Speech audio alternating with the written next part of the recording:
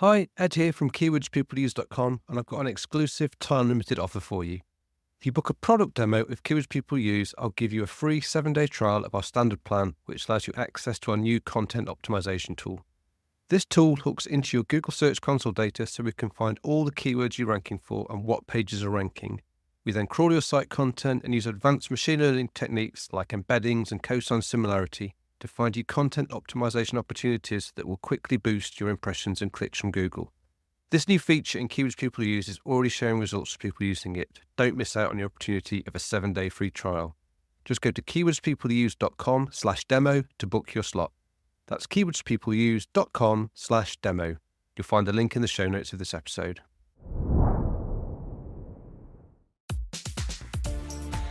Hello and welcome to SEO is Not That Hard. I'm your host, Edd Dawson, the founder of keywordspeopleuse.com, the place to find and organise the questions people ask online. I'm an SEO, developer, affiliate marketer and entrepreneur. I've been building and monetizing websites for over 20 years and I've bought and sold a few along the way. I'm here to share with you the SEO knowledge, hints and tips I've built up over the years. Hello and welcome back to SEO is Not That Hard. It's me here, Edd Dawson, hosting as usual. And today I'm going to do a podcast about the flywheel effect in content marketing. And this has been requested by a listener, Michelle, who found the click here to record a question link that's in the show notes to every podcast episode, where you can actually just click and ask a question and, I'll feature on the show. So here's Michelle's question. Hey, Ed. My name's Michelle. I've got a question for you. In your podcast about your latest integrations with Google Search Console and this idea of embeddings and making your tool very unique, you mentioned the flywheel effect. I was wondering if you could do a podcast on the components of that flywheel and what's the ultimate outcome. Thanks, mate. Thanks so much for the question, Michelle, and I'll do my best to try and give you a good answer. Okay, so first of all, flywheel. What is a flywheel? Well, a flywheel is it's a thing that's used in engines and other industrial uses, and it's basically a big circular disc or a wheel that's really heavy. Okay, and it's used in engines to smooth out and store energy. The key thing about a flywheel is it's heavy. It takes a lot of energy to get moving. Once it's moving, it kind of sustains itself. It needs much less energy to sort of sustain itself or to speed it up. So this whole idea around it being heavy and difficult to start, once you get moving, it kind of sustains itself, is the whole flywheel effect that we can translate as an analogy to content marketing and SEO. Now, the term the flywheel effect was popularized by Jim Collins in his book called Good to Great. So in this, he talks about, imagining trying to push a massive heavy wheel. Now, at first, it will barely move and you've got to push harder and it starts to turn just a little. And as you keep applying a sort of steady, consistent effort, the wheel starts to gain momentum. And eventually, it's spinning so fast, it almost seems like it's moving on its own, requiring very little effort to maintain its speed. So in the context of business, the flywheel affects how consistent actions build momentum over time. And this leads to a compounding growth. So it's not just one big push or a single breakthrough. It's about lots of small, little strategic steps and efforts working together to create a long-term success. So when we apply this to content marketing, you can see how the flywheel effect is a kind of effect of taking little steps consistently over and over again will start to build that momentum and get you moving forward faster and faster. And almost to the point where it feels like after a while it builds its own momentum and starts doing things by itself. So in terms of the flywheel effect in content marketing, so how does it actually work? Well, first of all, you've got your initial push, right? And that's your content. Content is always the initial push. So this is the very we're pushing on the stationary flywheel, okay? So we're going to create blogs, we might create videos, podcasts, web pages, websites. It feels like, you're shouting into a void to start with. There's no traffic, there's no audience, there's no backlinks. You're at the very initial phase. It's hard. Okay, I know it's hard. I've been there so many times, but it's normal. Okay, just like with the flywheel, the first push is always the hardest. You have to keep creating, publishing, and promoting your content, even when the results aren't immediate. So when I started this podcast back September 2023, no one was listening, and I knew no one was listening, but I just had to keep going. Okay. You've got to talk into the void. You've got to create the content, even though it feels like no one's listening and it feels pointless. Okay. It is at the start, but it's not actually pointless. The point is you're starting to push that flywheel.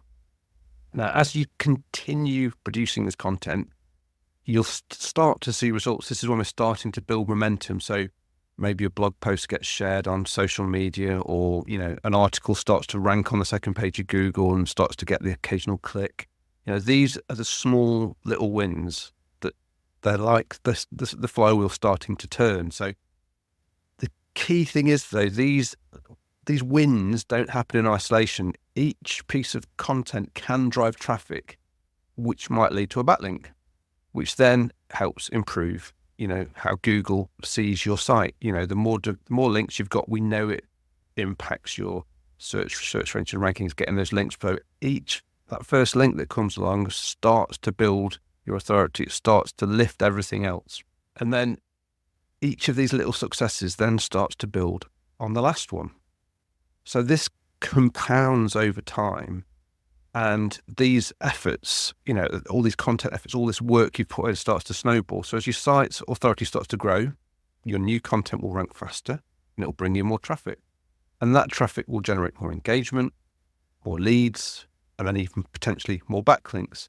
And because you're consistently publishing, this cycle continues. And at this stage, it's like the flywheel is spinning faster and faster, okay?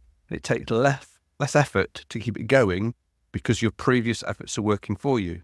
So the big thing being, obviously, once you start to build that authority, every new piece of content you build will rank quicker and faster and draw in more traffic than it would do if you published it at the very start. But it's only because of all that work you put in at the start that it actually is working for you. And this is the flywheel effect in content marketing. So if you want to sort of apply the flywheel effect to the maximum extent, there's a few things you've got to do. Okay. First of all, you've got to focus on consistency. It really, really, really makes a difference if you're consistent. So if you can create a content schedule and that you can stick to, then do it. Whether that's once a week for a blog post or, once every 2 weeks for a video, the key is to keep showing up every time consistently if you can. If you notice, I do a podcast every Monday, Wednesday, Friday. That's the consistency I've built into this podcast, and that's what people are going to expect. And the fact that that's now there, that is part of the flywheel. People know I'll be there, people know I'll show up, and it's that consistency that is key. Second thing is repurpose where you can. So, obviously it's great to reuse content where you can. I do with this podcast. Every podcast leads to a newsletter post, it leads to a blog post, it leads to a LinkedIn post. And now also video, myself doing these a lot of the time, and I use little video clips to put in LinkedIn.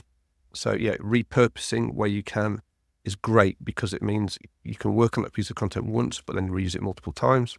Always try and be quality, okay? I know it's difficult, but you shouldn't publish rubbish if you can avoid it. Although don't let quality become such a driver that you don't do anything. I've done previous podcasts, you don't need to be perfect. To turn up is better than not to turn up, but do try and be good when you do it. And then track and adjust. So see what's working. So, as your flywheel starts turning, pay attention to what works, because not everything will work. Some things will work better than others. So keep an eye on your analytics, see what's getting engagement, and then double down on those areas that really work to keep that momentum going. Now, one particular way that I use keywords people use and the flywheel effect is in their Google search integration tool, or content optimization tool that Michelle was referring to, that I was talking about in the previous podcasts, was implementing that flywheel effect on individual pieces of content, individual pages.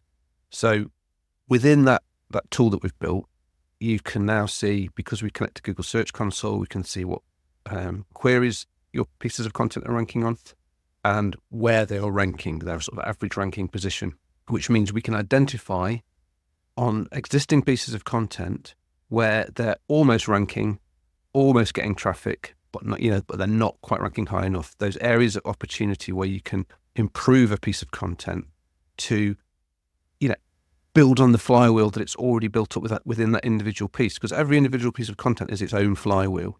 And as it starts to gain more traffic, it will gain more traffic. It will gain more keywords that it starts ranking for. As it starts coming up the search engine rankings, it starts being sort of appreciated essentially by Google as it builds its page rank and all those kind of things, and those metrics that rises it up. So as it rises up, it will start to drag in more keywords that it's not quite ranking for. Sorry, it's not quite driving traffic for, but it's starting to rank for.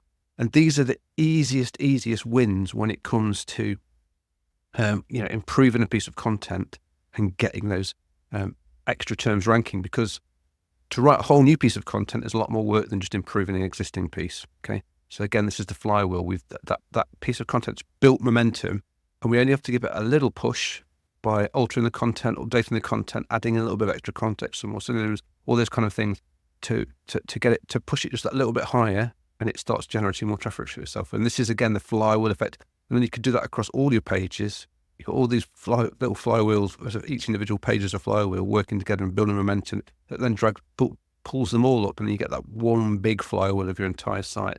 And this is what we mean. This is what I was talking about when I was talking about the flywheel effect of the the content optimization tool, that Google Search Console integration that we've built, so that we can understand your content and understand how it's ranking and where it could be improved. Think of those sort of personalized optimizations specific to your site that we can do. And this helps that flywheel. This is the flywheel I'm talking about. So I hope, Michelle, that's helped clarify things a bit. I hope to answer your question. If anybody else has got any questions, SEO-wise, content marketing-wise, anything related to the podcast or anything I talk about, just do follow that link. It's in the show notes of every episode. And it just says click here to record a question. And you'll find it, there in the show notes. Dead simple, dead easy. And I'm love to answer any questions in the podcast, so please just to leave them. And so, until next time, keep optimizing, stay curious, and remember, SEO is not that hard when you understand the basics.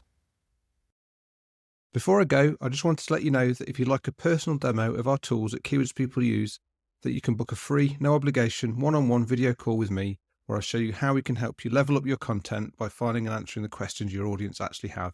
You can also ask me any SEO questions you have. You just need to go to keywordspeopleuse.com/demo, where you can pick a time and date that suits you for us to catch up. Once again, that's keywordspeopleuse.com/demo, and you can also find that link in the show notes of today's episode. Hope to chat with you soon. Thanks for being a listener. I really appreciate it. Please subscribe and share. It really helps. SEO is not that hard. It's brought to you by keywordspeopleuse.com, the place to find and organise the questions people ask online. See why thousands of people use us every day. Try it today for free at keywordspeopleuse.com. To get an instant hit of more SEO tips, then find the link to download a free copy of my 101 quick SEO tips in the show notes of today's episode. If you want to get in touch, have any questions, I'd love to hear from you. I'm at Channel 5 on Twitter. You can email me at podcast@keywordspeopleuse.com. Bye for now, and see you in the next episode of SEO is Not That Hard.